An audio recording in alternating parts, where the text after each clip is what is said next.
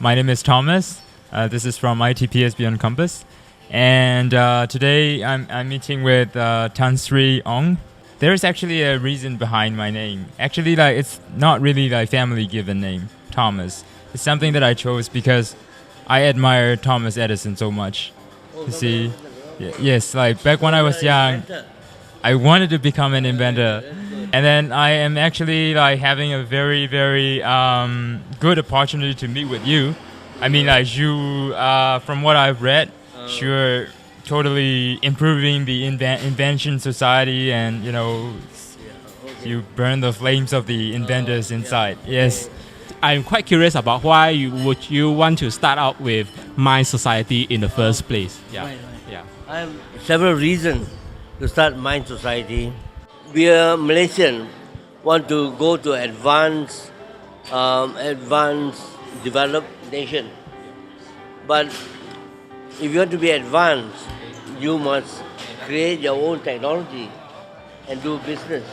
If you just transfer technology from developed countries, you can't compete, because the technology you use may not be the latest. And you compete against someone who has the latest technology. That's one issue. The other issue is, I was looking at our education system, our society, and our people are hardworking, and that's true for the whole of Asia. They're hardworking, but we are not giving the students enough time to think for themselves. So as a result, I visit some schools and give them some material to make something out of it, invent, make a robot out of waste. And sometimes they come to me and say, "Sir, we are very hardworking. Tell us what to do. We will do immediately." I said, No, it's not. The exercise is, you must think, So we are used to running to our parents, running to our teachers, running to our professors, asking them what to do. Once they tell you what to do, then you work very hard. But that will not create new ideas, no? And one of the reasons professors like to work with students is that the student may have different idea. And there's another reason. And third reason is, I'm dealing with palm oil. In 1987, the American Soybean Association attacked palm oil as a very bad oil. Indonesia affected, Malaysia affected. And so I was sent to go and lead the team to fight the Americans. I fought for 2 years, and then the American called a truce. But during that process, I find that our research institute in Malaysia, I asked them to go and investigate to find out about the nutrition aspect of palm oil. They said, no need. Americans have said they have done the work, they say it's bad, it must be bad. Wow. And our doctors, the American Medical Association says palm oil is bad. Our doctors also echo, it must be bad. Yes. And we don't even think, So I said, this is bad. So we must now encourage our people to think independently, and whatever people say, we must have think critically, And so I said, what we lack is not diligence, not hard work, not intelligence, but to be able to think out of the box. So I started forming this society. Also, I formed it after I made my first discovery. I'm an academic. I started teaching in 1959 at University of Malaya, Kuala Lumpur, for 11 years. And then I went to Penang, USM, for another 11 years. But during that time, I changed my field from free radical, I don't know, free radical chemistry, Yes. now to palm oil. And there was a problem. The process used by the industry is not acceptable to America and Japan because they use detergent in the separation. And detergent is actually quite safe, you can wash it away, but they won't accept it. So I discovered a new method. And then without detergent, I can separate the liquid and solid part of palm oil without use of detergent. So I found out it's a new process, and I got a patent from England. But from that time onwards, I decided that I must form this society so that I can encourage more Malaysians to discover new things, to invent, to discover new things. And importantly, so for Malaysians to have confidence that they can invent, they can discover. And now our society is nearly 30 years. And in the last 5 years, every year, we have 1,000 inventions being showcased. And now we also found that Malaysians have made some discoveries, like Pork and Seng, the pen drive is done by a Malaysian. The latest Grab, the system Grab, that is founded by 2 Malaysians, service. And there are many others. In the palm oil industry, we have discovered many number of discoveries in rubber and in other areas. Even our school children now finding new things. And now we have more and more Malaysians have confidence that when they have a problem, they don't have to go run to London, to Tokyo, to New York to find the answer. They can themselves think out. Of course, we encourage our Malaysians also to know what's going on. Besides thinking for yourself, but the situation is when there's a problem, you don't run to ask somebody, like run to your mother or run to think for yourself. What do I think? Do I have an idea? I can solve the problem, and also read other people's work. Tan Sri, I would like to ask. You see, from the patents, you have contributed 16 patents or something to the palm oil industry. So, can you tell me how you managed to have these breakthroughs? Okay.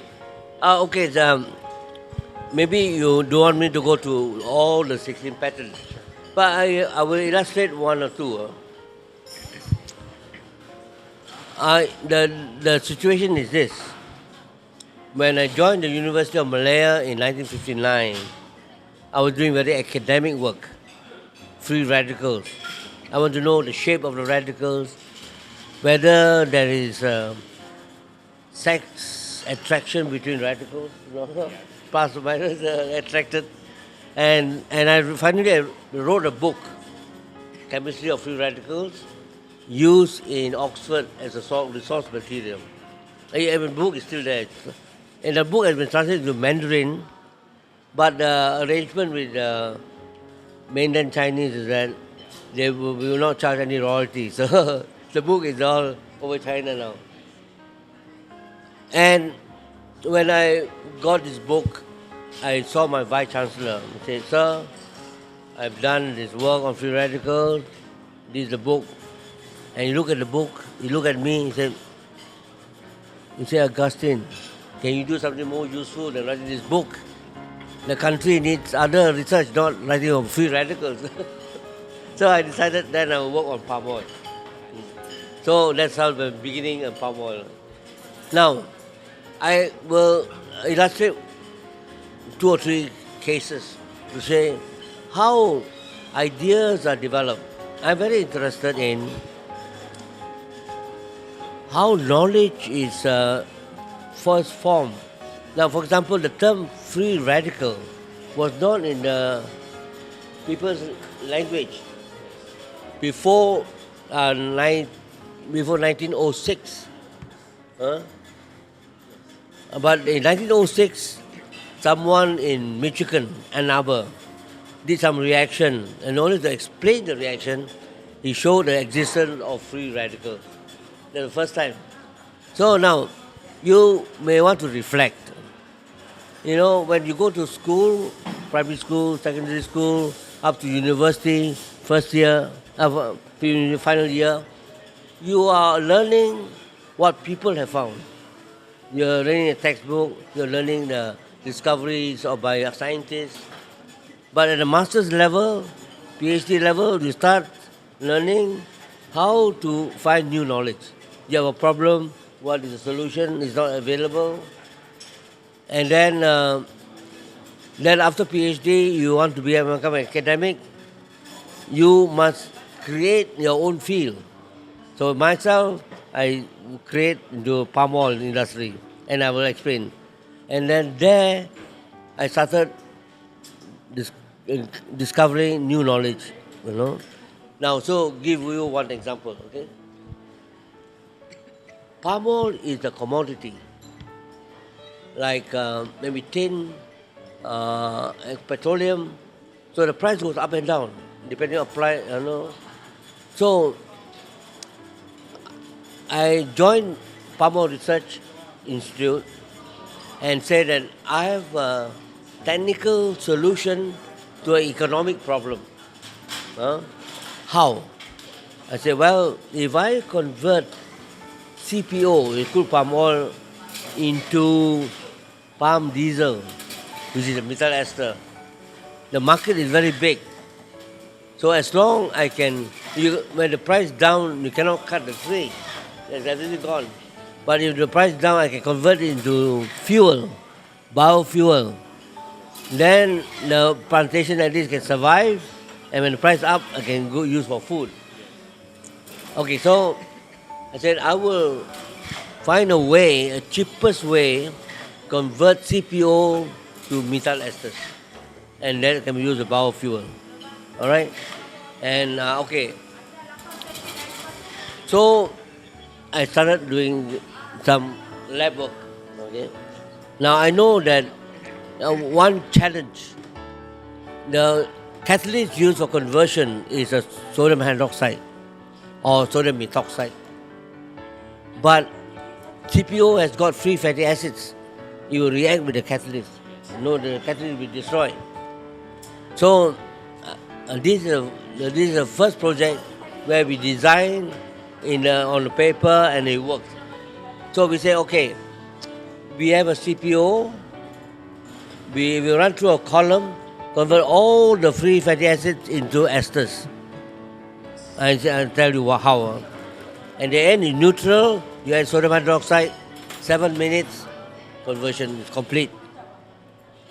Now, how do you do that? Oh, you know, acidification, you use acid. But you use the normal way, you got to wash it, dry it. So, why not? This is what we think. And then we show it can be done. We put a solid catalyst. We use ion exchange with sulfuric acid attached. So as the CPO or methanol goes through the column, acidification takes place. The bottom neutral. No washing, nothing. You just pass through. And then we have shown it be done. Then we translate it into a pilot plant. And we work with a consultant engineering firm. There's a lot of problem there. They modify our protocol and it didn't work. So we found out the reason because of reverse reaction. Anyway, we overcome that, and the chemists and engineers working together. So we converted CPO to methyl esters, and methyl esters we tested on all sorts of engines for 300,000 kilometers, and no problem. We have buses running on palm biodiesel, 100%, 50%, 100% petroleum diesel. And palm biodiesel, in fact, gives the best. The engine after 300 kilometers is very clean, you know, after we dissect it. So, now, the idea was when this can be done, can be conversion, cheapest way, can be used, the engine is not affected, and then now to test the economic theory. And so the government, when I was tried this idea, the industry said it's a stupid idea. But But now the government have used it to use B5, 5% biofuel. Now they're moving to 7%, 10%. Indonesia went to 20%. And it works. As the price goes down, we take it out from the market, and then we can put into our petroleum diesel. And so the stock is reduced, the price went up again. So that's one case of technical solution to economic problem. Now I'll give you another example. Maybe this example, this is one of the latest. Have you been to a palm oil mill? Have you gone to a palm oil mill? No. Okay. Now so I describe the process to you. This is a very simple process, a very good process. It is a mechanical process, no solvent. The oil palm fruit come like huge grapes, weighing about 50 kg. They are sterilized.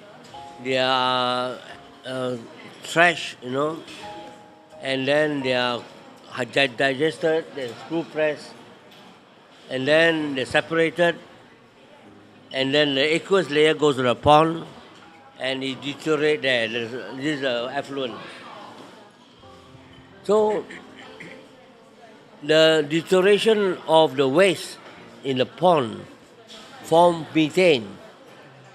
And methane goes up to the atmosphere, it worse than carbon dioxide. So it's bad for the environment. Now, if we don't have methane, palm oil is 100% environmental friendly. So now, I'll just tell you the development of ideas. So I ask myself two questions. Sometimes I talk to myself. I'm not mad. I'm just talking to myself. I do that too. Talk to myself. Two questions. Why are we throwing this thing to the pond where it causes this methane for me? What do we throw to the pond? Okay, as a chemist, you analyze. And then when I analyze this, it's all food products. What goes to the pond is a water-soluble material plus some oil. So what goes to the pond, some oil, the protein, the carbohydrates, vitamin B complex, vitamin E, and so on. Okay, it's a food product. Why are we throwing to the pond? Because we throw to the pond, Malaysians do this, because the expatriate explorers, especially when they went to Africa, they saw this all palm fruit. We like the oil, the rest we throw, we don't care about the environment. And we are repeating here. So I said, why must we repeat? Why must we follow them? Now that you know it's food, what if these are all, I'm talking to myself. What if we treat all palm fruits like tomatoes? You all eat spaghetti. You take spaghetti with meatball, with tomato sauce. You take spaghetti. So the tomato puree and the meatball is cooked in tomato puree. Now what if you think that all palm fruits is like tomatoes? You boil it, you squeeze it, and use everything. Water soluble, no water, everything. And if you do that, there's no effluent. There's an extra food, the water soluble material. And so we could, this is not implemented yet, but I found a pattern. But we could convert the palm oil mill now into a palm fruit factory. And we use everything. We use the oil, we use kernel oil, business as usual. But the water-soluble material, the non-oil, we're going to sterilize it, cook it, and make palm puree biryani. You know what biryani? Anyway, okay, I'll give you a third idea. Third idea was this. Number one, when I started this research to palm oil, I went to see the industry. I said, tell me what you know about palm oil. I know nothing. Tell me, and then I will learn from you. At the same time, I do analysis. And through this process, after, I started in 81, after 20 odd years, I found out the industry doesn't know the product because they did not analyze. So I found out that crude palm oil is 99% triglycerides. You know, triglyceride is the structure of oils and fats. But 1% is non-triglyceride component. They're minor component. They're phytonutrients. And there are 11 types of carotenoids. And the vitamin E there is different from the normal vitamin E. If you look at the structure, the normal vitamin E is called alpha tocopherol. The side chain, all saturated.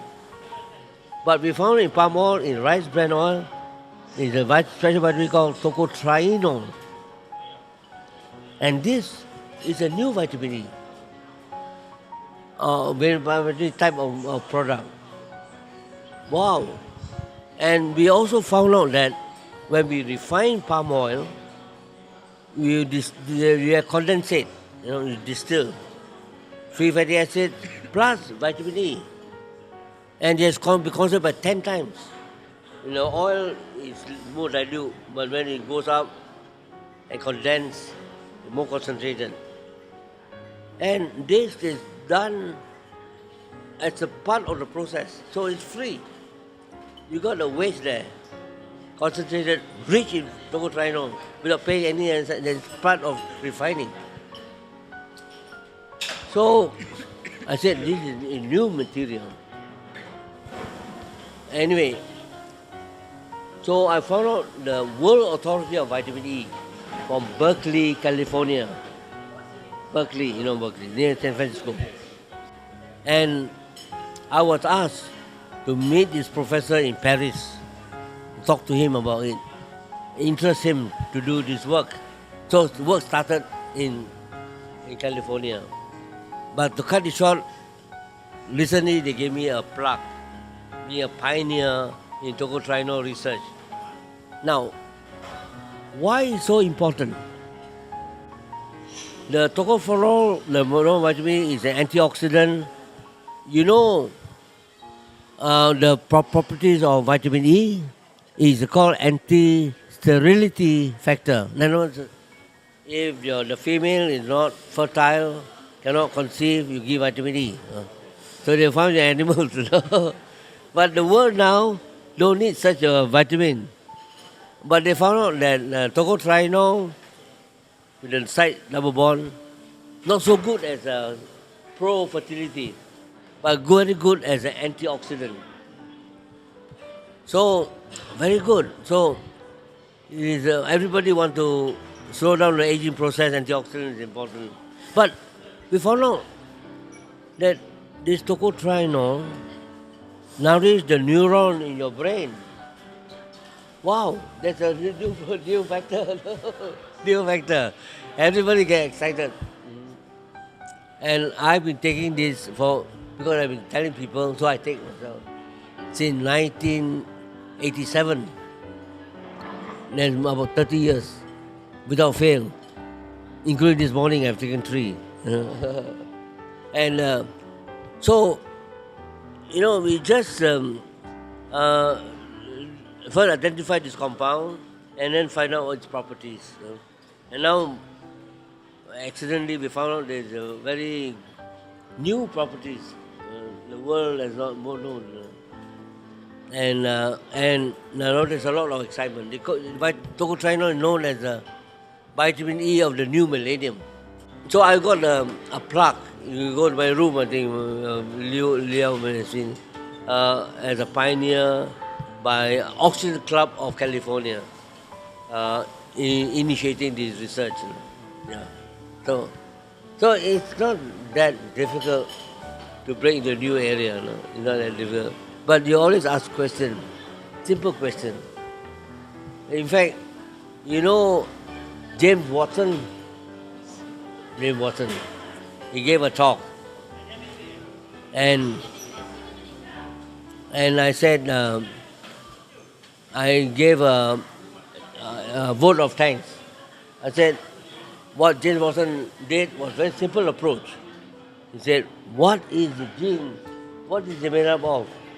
And how does it function? And why does it function a certain way?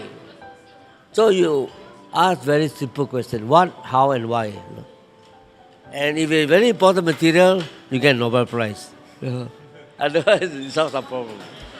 So from what you have just said and from what I read from the internet, you have done a lot of patents on palm oil and published a lot of papers on palm oil also. Until in 2012, you were awarded the Medica Award in recognition to your contributions in palm oil industry. On top of that, you are also famously recognized as the father of palm oil in Malaysia. So, and from what what you said, that you actually changed from your research from free radicals to palm oil. Yeah. May I know, is there any particular reason that you have chosen palm oil as a topic of your research? Right. Okay. Actually, when they changed the field, the knowledge of free radicals, the approach to research are similar. In fact, one of the factors controlling property of the oil is free radical oxidation. And I will tell you another story, very quite important. So, the main reason why I chose palm oil is that Malaysia was the top producer of palm oil, and there's no research institute yet at that time. I said, this is good. No, in research, we like to go to a virgin area. If somebody asked me to work on rubber, I said, no. The rubber research was formed in 1926. There were people all ahead already. I want to do something we will not have done. So I go into palm oil because it's important in Malaysia, because it's new, it's a virgin. I want to tell you another problem. Which is very important to me. The problem is, I think all of you are convinced that saturated fats are bad, isn't it? You avoid saturated fat, you avoid animal fat, you avoid coconut oil, and the Americans tell you also to avoid palm oil. But you're very critical. If the world rejects palm oil, we have no business, no? And so we told the Americans, don't reject us yet, let us test it out. So palm oil can be fractionated into palm oil, palm stearin. Palm oil, about 80% of the palm oil is palm oil, there's liquid fraction of palm oil. Let us test it out. Find out whether it's really bad. Because the idea of saturation was done by Keith Anderson, we may not know this, in 1957, all right? In which palm oil was not in his study. But because palm oil is 40% saturated, they conclude it's bad. So I was the Director General of palm oil research. I said, okay, we did a lot of work on nutrition, measure various parameters. LDL, HDL, protocyclin, LP little a, all the. I say even scientists get confused. I say, okay, I've got simple. Actually, my approach is always simple. I don't make too complicated. I also make things very simple to my students. Make it as simple as you can. And I say, okay, let me take a risk. Just compare palm oil with virgin olive oil. Any of you agree virgin olive oil is the best golden mark, virgin olive oil. So virgin olive oil is accepted. You go to Singaporean, virgin olive oil. But I will tell you more about this. So I say, okay, let's compare palm oil with virgin olive oil. And we do a proper study at the Institute of Medical Research here. I say, maybe it's slightly worse. Okay, we can tell the whole world, we are not there yet, but slightly worse, comparable. But turned out to be There's no difference with virgin olive oil and palm oil. Palm oil is 40% saturated, virgin olive oil is 20% saturated. There's a big difference. And yet, there's no difference. The theory was wrong. And I will explain that.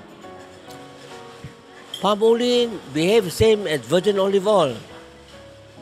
We have done it in Malaysia twice. We have done in University of Sydney. Now recently we have done in China. I will tell you about China. We use 110 people in China in a factory. They are confined. They eat all the food there 7 days a week. And they confirm all the results. There's no difference between palm oil and virgin olive oil. Extra virgin as well. Now, how do you explain? Everybody agreed saturated is bad. But we found that it's not true. So, they cannot be totally wrong. We also not wrong. We got the results. So for 5 years we struggled. What is it? Finally, we found the answer. We found a light in a tunnel. And that is oils and fats. They are esters of glycerol. I mean the structure is like this. Like 3, 4. That's number one. Number two is that when these oils and fats get to the stomach, enzyme reaction. Enzymes are position specific. They only attack the end position 1 and 3. Wow, we got the answer. Now we got the answer. Now we put up a hypothesis. And this is very interesting hypothesis. So, number one, the fatty acids in all the fat are not randomly distributed. In the case of palm oil, more of the saturated are at the end position. Middle position is nearly 86% unsaturated, oleic acid. So, after the lipolysis, the intermediate, the monoglyceride, and the monoglyceride from palm oil and monoglyceride from olive oil are the same. In the case of palm oil, you remove palmitic and oleic, and you get the oleic acid in middle position. In the case of olive oil, remove oleic acid at the end position, they are the same intermediate. That's why they give the same level of LDL HDL. Wow, that is the explanation. But not everybody believes, but never mind. We published the papers in reference journals in America. Recently, a Chinese study has been studied in Asia Pacific clinical nutrition. But there's another interesting thing, We found out, you see, when the saturated fatty acid end position is removed, it becomes calcium salt. When it becomes calcium salt, it cannot be reabsorbed, it's excreted. What does that mean? That means in the case of polyunsaturated fatty acid, like linoleic acid, it will reabsorb, resynthesize. So when we feed rats with soybean oil, they get fat. Olive oil, the same thing. But palm oil, they are thin. They don't gain so much weight. And interestingly, cocoa butter. Cocoa butter is palmitic, oleic, stearic. Now we have found, I'm going to, just 2 days ago with some results. This palmitic and stearic oil excreted in the feces in the human. And they put on less weight. So we found out that saturation theory is not true. The qualified position.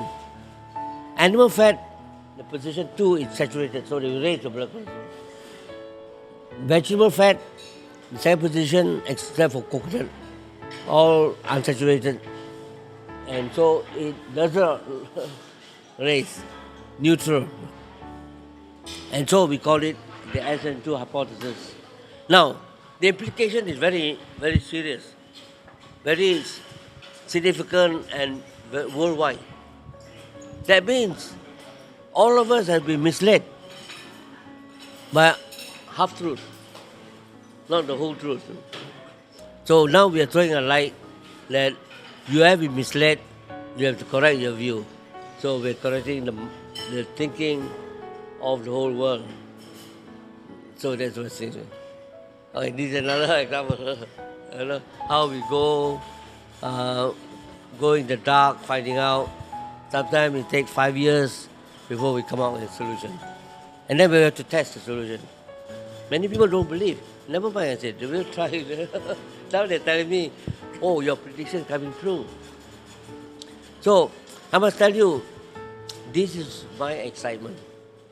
My excitement is that, like this case, the whole world was thinking wrongly, and there's no solution, and then one day you get a light. Maybe this is the way, and then you do experiment now. That in rats, I observe the same thing. In human also, and then we're going to shout aloud, tell the whole world about, and publish it. But it seems that I have to study a lot more to understand. Okay, I must respond to you. Actually, I know very little. Study the fundamentals.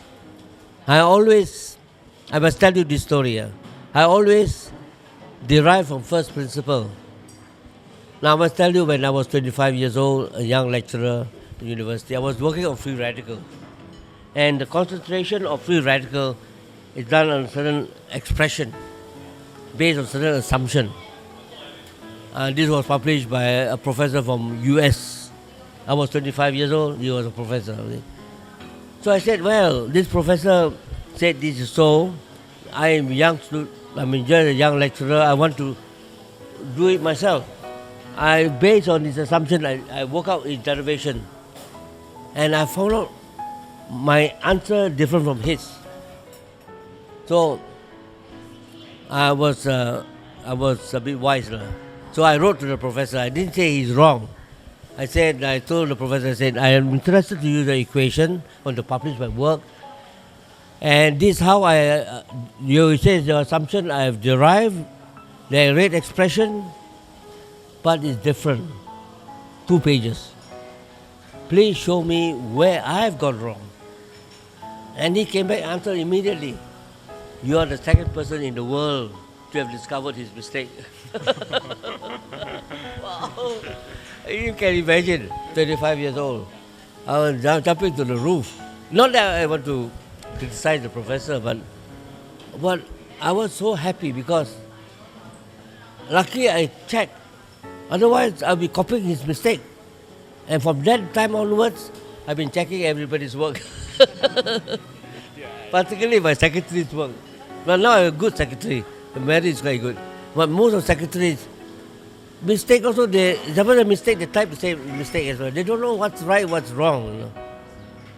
So basically, I go to a very basis, not just copying.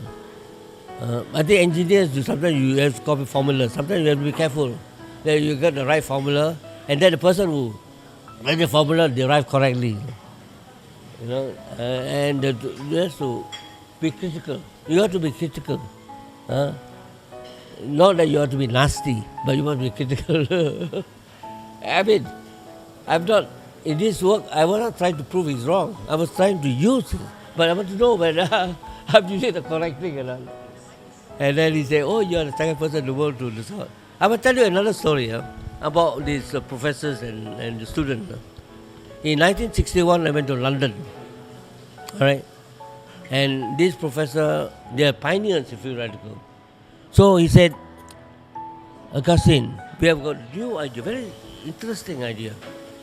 If you have 2 double bonds in a molecule, the free radical adds in, there's an intermediate radical, you cyclize from a 6-member ring.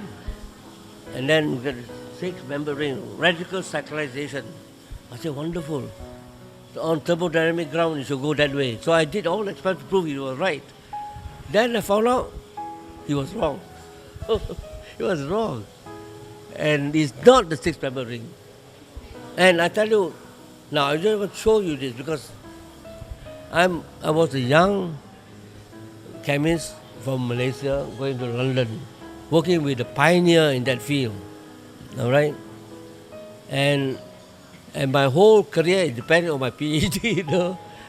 I already married, I have a child, and his suggestion is quite sound based on thermodynamic argument. But when I prepared the expected compound, I prepared the reaction, and I put on GLC, you know, the gas-liquid chromatography, and it goes one pig. Very good. But I said to prove it, I must change the polarity of this. There was non-polar, I put a polar one. And went up there, and then there was a king, you know. I said, that definitely is not. Because if it's is, it should be coincide all conditions. So I was so sure. So I said, sir, I think I've did this work, and I think it's not what you expect. He was so angry. He went out. Damn, he went out. So I said, well, I have to come home to Malaysia without a degree, without a job. But 5 minutes later he came to see me. He said, thank you very much for telling him the truth. And I tell you how important telling the truth means. 2 years later, my senior professor came to see me. He said, Augustine, British Council asked me to extend your scholarship for another year. 3 years, not too long. But he told me, in all honesty, I cannot recommend you. I said, okay, you're the boss, you know. But he said, I must tell you the reason. Okay, I've listened. Oh, you have done enough for a PhD. 2 years, I've done enough for a PhD. That's why I don't need an extension. However, I'll give you a postdoc. You can stay another year, but a better scholarship, higher. Well, I was so happy. I said, first, you think I've done enough. Second, you're giving me another higher scholarship. So I wrote home to Malaysia. And the professor there said, got a reply immediately. Who do you think you are? Come back immediately. Who is going to do your teaching? Come back. So I want a job. So I had to tell the professor, thank you very much. Very nice of you, but I have to go back. And then I want to tell you a little bit more about this. That's about my senior professor. Then my viva came, you know, after you write thesis, external examiner in London was appointed to be the examiner. And he looked at my work and he said, you planned to get the 6-member ring, you did not get it. Are you sure?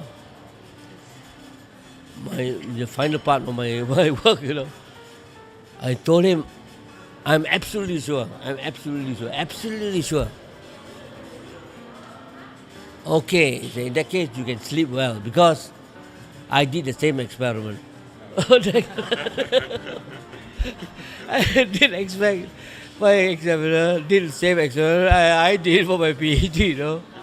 He found the same thing as I did. So I passed the thing. You see how important to tell the truth. But there's no problem for me for truth because all my efforts are not just to get a PhD. All my efforts, my publish, I want it to last forever. Infinite. You know. So you must be very careful. What you found, honesty, integrity is very important in research. Because you are doing alone, nobody watch you, right? What you get is you got to be hard on yourself. You know, that you want to be really absolutely sure. That's why I told this person from Malaysia telling, I'm absolutely sure, sir. Because I've got all the experimental data to back my claim, you know. And then labs in America, Paris and Australia reporting the same thing later on, about 2 or 3 weeks later. So this is some of the incidents of research. It has been a very, very enlightening session. Okay. So, yes. I'm going to tell you this. I'm looking forward to this meeting. And I'm basically a teacher. Right? And my ambition is to empower the young people in Malaysia and in Asia. I formed an Asian Caucus of Inventors Association to give them the confidence to discover. And I need young minds because sometimes we like a horse, we only look one direction. So we need fresh minds. I mean, I say, ask the professor, why do you do this? Give it a reason. And I used to have a student, and he's the best one. Every time I tell him, he argue with me, So we argue. I say, okay, I have no problem. I said, if I can't convince you, you can try your idea first. If you fail, you must try my idea, and we solve it. So I think I like to empower young minds to think, with different background. One lecture I gave to my student, I said, I don't want any of you to be like me, because if you are like me, there's no progress. You must be better. You must be better than me, all right?